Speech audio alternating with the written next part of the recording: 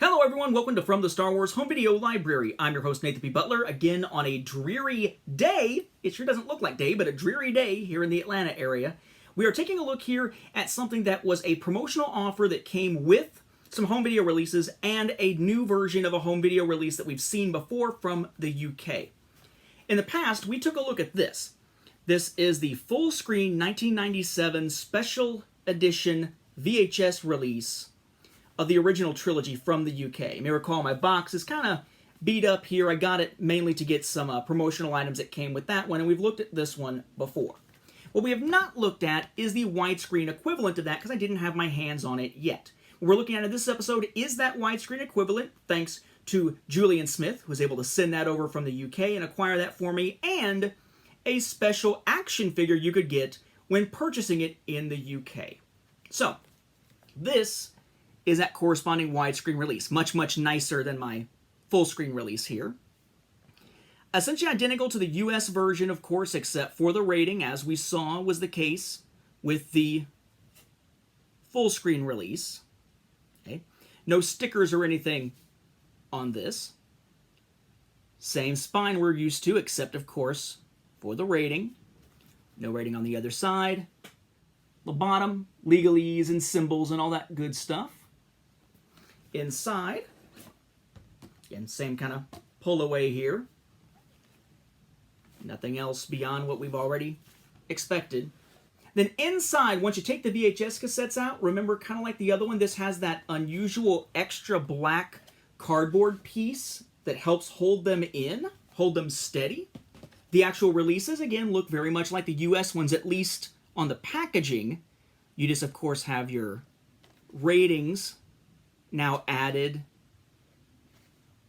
to the spines, front and back, but of course not the top. So the same thing with Empire.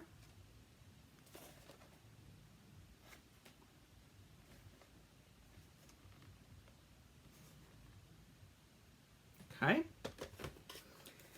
And Return of the Jedi. And we saw the gold full screen versions, and aside from it just saying widescreen up at the top and widescreen down here, there's not a significant difference in packaging other than just gold for silver. But again, what I like about these, we've seen these before, is that the UK has some fancier, cooler looking labels on their releases. This, there's nothing over here except the little holographic thing. This is A New Hope, in Star Wars, Special Edition, widescreen, legalese. You have your art, kind of like the packaging there, with the 20th Century Fox Home Entertainment and Lucasfilm logos. Then you got your copy protection and rating symbol there. For Empire, similar layout there. And I just really like these labels relative to the really boring US labels. And Return of the Jedi.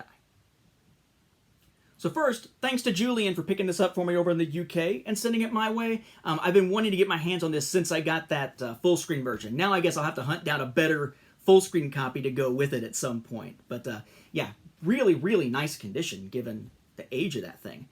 But now, whichever one of these you picked up, whether it's full screen or widescreen in 1997, in the UK, depending on what retailer you went to, and if someone knows the exact retailer this was exclusive for, please put it in the comments. I believe it was HMV, but I can't say for sure.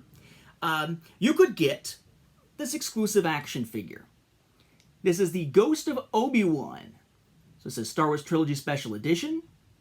Has the ghost image there.